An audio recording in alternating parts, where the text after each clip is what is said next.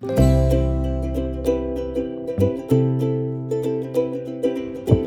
the Kabaka entering right now.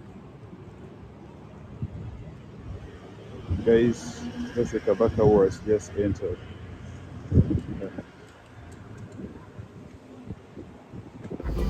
Welcome to the heart of Buganda Kingdom. This is the Kabaka's Palace, locally known as Lubiri, a place where history, culture, and power converge. The palace sits majestically on Mango Hill, overlooking Kampala city. I mean, it's really super great to be able to reach here to the Kabaka's Palace, the Kabaka of Uganda. And according to our tour guide, Ben, who has been very instrumental, so knowledgeable of the knowledge about the kingdom, and I think about kingships in Uganda and even the history of Uganda. You come to realize that this building right behind me has been here for 103 years. Like, it's so serious. Do they renovate? Yes. Okay. Yeah, we always renovate. But the art has never been changed. Yes, we always renovate, just putting on colors. Yes, but the same kind of art, not like to destroy and put new stones and everything. Yeah. Man, like this is super great. Like 103 years. Okay. When Idi Amin was the president of Uganda, he was claiming that Naivasha is part of Uganda, as well as was claiming that why is Uganda is a landlocked country, yet the borders were occupied by whites. Idi Amin acquired some good weapons from his good friend that was Kanu Mama Gaddafi from Libya. So he wanted to attack Kenya and Tanzania to expand the borders of Uganda from here to Naivasha to reach the port. But he never succeeded because by the time he wanted to attack Kenya and Tanzania, Obote used it as an advantage to come back here as Obote too, from Singapore through Tanzania. He had some support from Julius Nyerere soldiers. Then he overthrew Idi Amin officially here. That was 1980. Obote came back here as Obote too, the same person, from 1980 to 1985.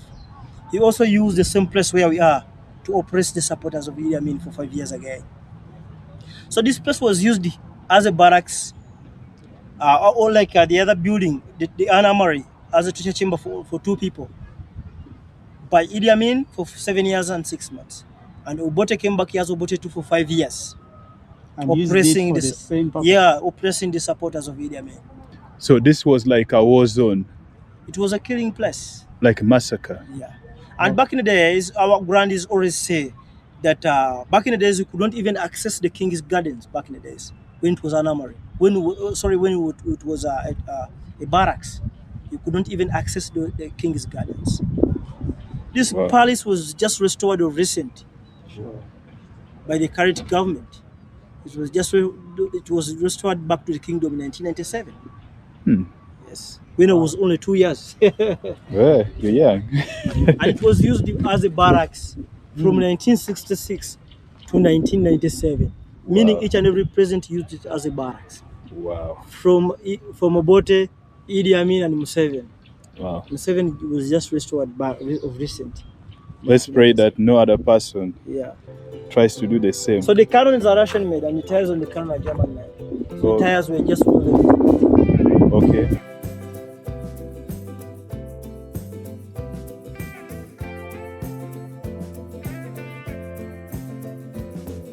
When Idi Amin and Obote attacked this palace in 1966, those cars you're seeing here, they were here in the compound as well.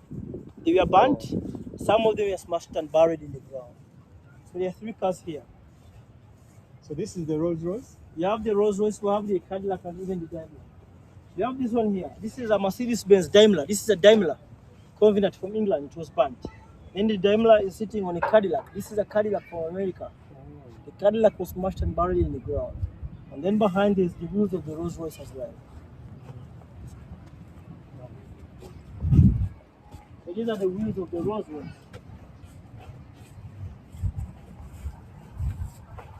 Oh yeah, I mean, I can see the wheels here. RR. I thought RR meant Rick Ross. Rolls Royce. Oh yeah. Can we proceed? Yeah, sure. Weapons. But Idi Amin Dada used it as a store for weapons for only 6 months, and then he later turned it into a torture chamber. where Ugandans were killed. So many intellectuals were killed within this place here, and that's why the current king doesn't live here, doesn't sleep here, because of the bloodshed within this place.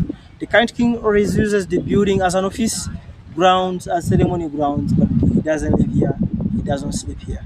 So from 1979 to 1986, we had a civil war, which took 5 to 6 years until the current president of Uganda took over. From 1986 up to date is the president of Uganda. So we're headed to the torture chamber. It's crazy. The palace is seated on 260 acres of land. Ah, that's a city. That's too big. That's too big. And then the place where the Kabaka lives, how big is it now? 6 acres. Okay, so for him, he lives which area? Yes? The Kabaka lives where? Banda Palace, 10 kilometers from here. When you head into Jinja. Oh, Banda. Yeah, I know.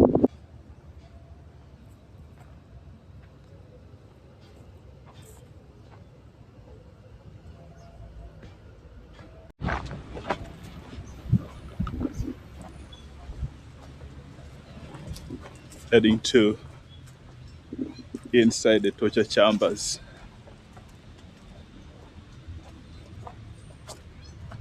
Were there people who got tortured from here and survived? There is one of the soldiers. They tell us that there's even there's just only one person who escaped, and was supported by the soldier. He was a friend of the soldier. He was supported by him, and then he escaped. And he's the one who. So this place was like a secret. People didn't know It was at that very time. secret. No one knows that this place is a torture chamber. Wow. Now, this place was constructed by the Israelis as an armory, as a store for weapons, but Idi Amin used it as an armory for only 6 months, and then he later turned it into a torture chamber. Ugandans were killed within this place, and these were mainly intellectuals, for example, teachers, lawyers, doctors, the big people who could influence others, who could speak and others follow. These were the targeted people in Kampala and surrounding areas. So they were kidnapped in Kampala, surrounding areas, blindfolded, packed them in surrounding cars, drive them in Kampala for almost 7 hours, for these people to be confused that they are far away from Kampala. After these people were they could drive them here, and this place was seen, it had a main metallic door. This was the main metallic door. It had electricity, as you can see. This was the way of electricity. Still, it had water. When you look down here, you can see the water levels. Those were the water levels. So people were dumped within this water here. They could insert electric wire within water, shock these people using electrified water, extract information from these people. After getting information, they could switch off electricity, pick these people from this water, and then they were packed inside these cells. On the cells, there was a sliding door. When you look up, you can see that it had a closely sliding door. So people are locked inside here as weapons. Since the building is under the ground, people used to suffocate and die within here. Tonight, Idi Amin and his soldiers used to come and remove dead bodies from here. They could put them on lorries. They used to assemble them alongside the road to scare people. Then to talk about his bad governance, some dead bodies were dumped in Lake Victoria to be eaten by big fish, and some dead bodies were dumped in River Nile to be eaten by the crocodiles of the Nile. That's why people are up to date. When you visit our families here in Kampala, someone can tell you, since I was born, I've never seen my grandfather. And you don't have a streamlined background of one family because of such places. It is said that Idi Amin had so many chambers in Kampala and surrounding areas. Some of them are turned into business centers. This one is the remaining one because it is inside the king's palace. So that is the story we have in this place, and that's why the current king decided not to stay in such a place. You have any question? I'm speechless. Man.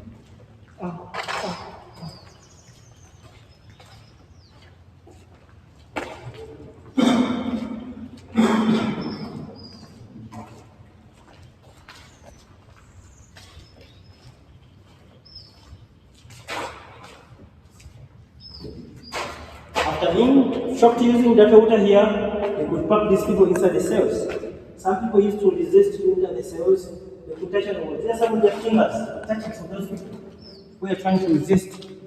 Yeah, those are some of the touchings. Is this blood? The marks. That is dirty water. This is dirty water. They could touch using that water. Even use bullets within the same place here, some of the bullet holes. When you look inside here, you can even see the remnant of the bullet inside here.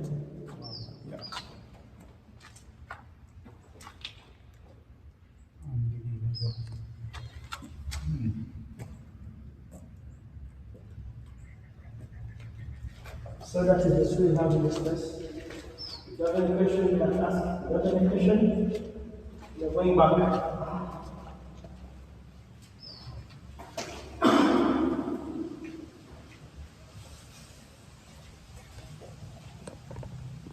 You know, Ben has talked about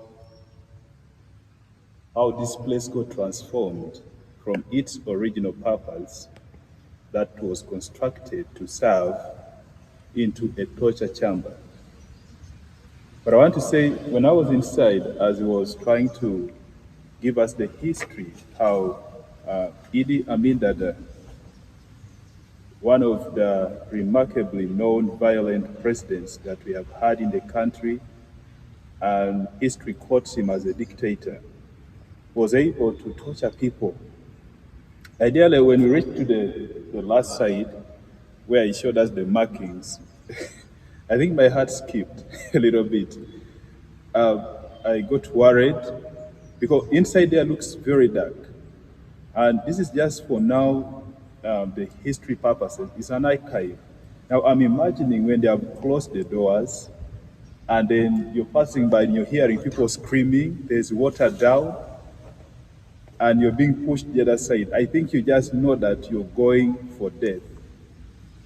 It is my prayer that Africa never goes back to this kind of, history. That we never get back to the history of torture, the history of, where some kids grow up not to know their parents, not to know their grandparents. So Africa, let's look forward to creating an inclusive community for us and also for our children and our children's children. I hope one day you'll come and visit here and be able to come to Idi Amin Dada torture chambers. The palace of the Kabaka of Buganda. And now it goes up to the administrative center, that is the Bulange. Between here, it is only 1 mile. From the gate? Yes. Up to Bulange. Up to Bulange. And outside here, there are many events going on. It is a very big parking leisure park. Yeah, it's a great leisure park here. People come here and relax. They hold events here. Other people come to, chill out, just to settle around, sit. Others are coming to play, take photos. It's a great leisure park. But looks like today I'm seeing a lot of Muslims around here. Yeah, but when you look closely, because these ones are Sudanese, Somalis. Maybe Somalis. These are Sudanese. Yes. But I'm seeing many Somalis also and some Eritreans. Yeah, I think they have a party here. Maybe. This looks to be a party because I'm seeing up to the end. Yeah. This could be like a party in this area. Also we are in that area where there is a very big community of Somalis and a few Eritreans and Ethiopians. Okay. Yeah, the other one that we have there. Here. So this is the main road. This is the main road. It is called Lubiri Road, and it gets its name from the palace. Okay. It just crosses through the 1 mile road and goes up to Lubiri. Yeah, this is the Lubiri, the palace. Yes. So the 1 mile goes from here up to the administrative center, that is Uganda. Okay. That is where you find CPS section. Yes. Yeah.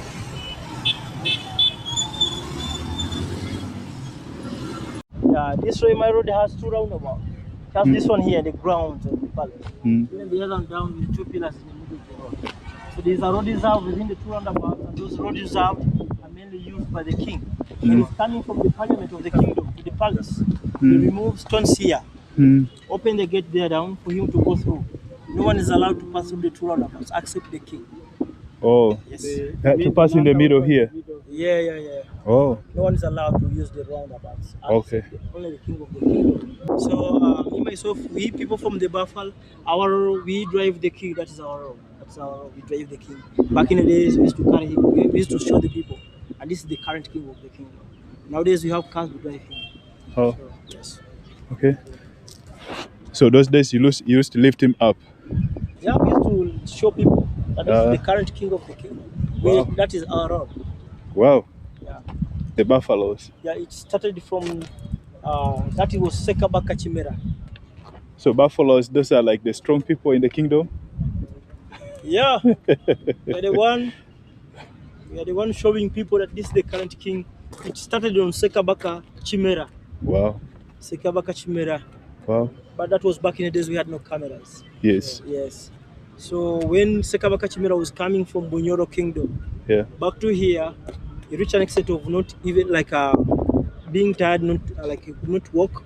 So we people from the Buffalo clan, we came with Sekabaka Chimera from Bunyoro Kingdom, and then we used to carry him up to here. So like in the way he used to be tired, then we used to carry him, and then our job started from that time up to date. Wow. One question I have, apart from the last 4 kings and the current one, there is no any peak of the recent, the past kings, apart from the last 5. There's no any photo of the. When you go to our there is a Buganda museum there, across the road, Tikilo, they will show you pictures from Kabaka Chintu to the current king of Buganda. Okay. Now those pictures from Kabaka Chintu to Sekabaka Suna II, those are just estimated pictures. They're not actual images, not real images. They're just estimated. So they could just estimate and then artists could draw. So they will show the years when Buganda Kingdom was started up to date. Oh, Yes. right. Now I think you can take pictures. Okay. And then we'll proceed down to your chambers of Idi Amin. So this is a lion. It's a lion. What does it represent in the kingdom of Buganda? This is the king of Buganda, and the king of Buganda is the king of the jungle.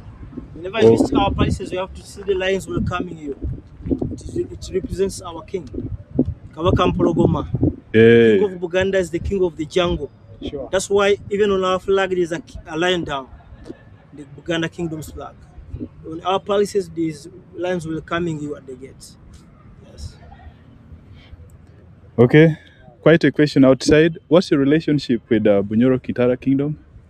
Relationship between the Buganda Kingdom and Bunyoro? Yeah. There's a good relationship. Okay. We have no problem with one another. Okay. It was back in the days whereby we used to fight one another in order to enlarge the borders of the kingdoms. But nowadays, we have a good relationship. Okay. Yes, and the current king always sent the prime minister to go there and see the people of Bunyoro. Yes. Because Buganda Kingdom is a collection of people from different areas. Now, when you're to make research, so many clans came from Bunyoro Kingdom. Yes. That's right. Okay. I remember even Buyaga and Buganga came from there. Some of them, I cannot assure you so many, but some of them, like we people from the Buffalo clan, we came from Bunyoro Kingdom with the Sekabaka Chimera. Carrying him, that was our role. Because Sekabaka Chimera came with 5 clans, like 5 clans. Wow. As what I know is like Buffalo, Cobb, so there are 5 clans. We came with Sekabaka Chimera. And that's why when you go to Bunyoro Kingdom, you can find some people there calling themselves Nabanja and so many others for Buffalo clan as well here. So we are totally the same people. We are all Bantu, and that's why whenever people from Bunyoro have some ceremonies, for example, the current king always send the prime minister of the kingdom to go there and represent the kingdom. Yeah. So that is what we have here. Okay. So this is the what? That's a palace. The palace. This is the capital of the kingdom as well. The capital of the kingdom. Capital of the kingdom. In Uganda, we have a lot of palaces, but this is the capital of those palaces that we have in the kingdom as well. Okay, so when the Kabaka is here, Yeah. this is where he conducts like meetings or Yeah, official meetings. Okay. Appointed guests. Yes. UNESCO people and so many others within here. Okay. Even meeting prime ministers, the people heading the clans, the people heading the counties in the kingdom, they always meet within here. Inside here. Yeah, inside here. Okay. Yeah. Wow. So if I got you right, you said the reason why the Kabaka was not able to station himself here was because of the historical bloodshed. Yes. Okay. The bloodshed mainly. Because this place was attacked in 1966 by Idi Amin and Obote. Okay. So many Ugandans lost a lot of their lives within these grounds. Oh. And that's why the current king, he decided not to stay in such a place. Oh. He always said the King of Buganda, he doesn't stay in a place where there is bloodshed. Yeah. That's why the king of our kingdom doesn't believe in bloodshed. Yes. Yes. Also, wouldn't there be any ritual or something which could be done to purify the place so that he would live here? Yeah, that is. He always have memories because Idi Amin Dada attacked his father here. Idi Amin and Obote, they attacked his father here, and whenever he comes within here, he always remember his father, the attack of his father, and that's why I think he decided not to stay in this place. Okay. Yes, he decided to leave the place. Now this place is a ceremonial. Whenever he welcomes the granddaughters and sons, he always come within the place here. He will come in New Year's, waving bye-bye to a previous year. He always come within the place here. He doesn't leave here. Wow. So right before us is a building that has been there for 103 years. Yes. And according to our tour guide, is one of the oldest buildings. It's one of the oldest modern buildings in East Africa. Africa. Wow. So we have other old palaces. Yeah. But they're not modern. Yeah, they're dilapidated. Yeah, they're planting materials. Yes. They're made up of the beds, like this. This is the old one. Wow. Right, so here we have different clans. Each clan like that we have Batambe. Each clan has got a monument representing what the clan believes in. Different of them. How many are there in total? They are representing the two clans of the Buganda Kingdom. Oh, others are here.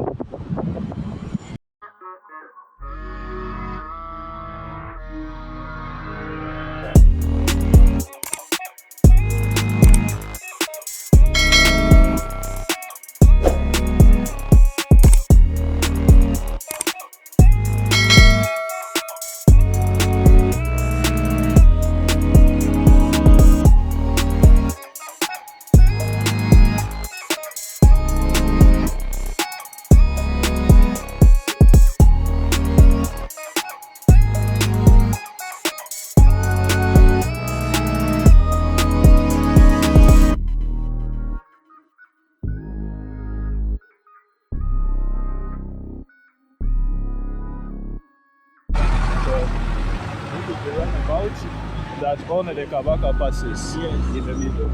The only one up there.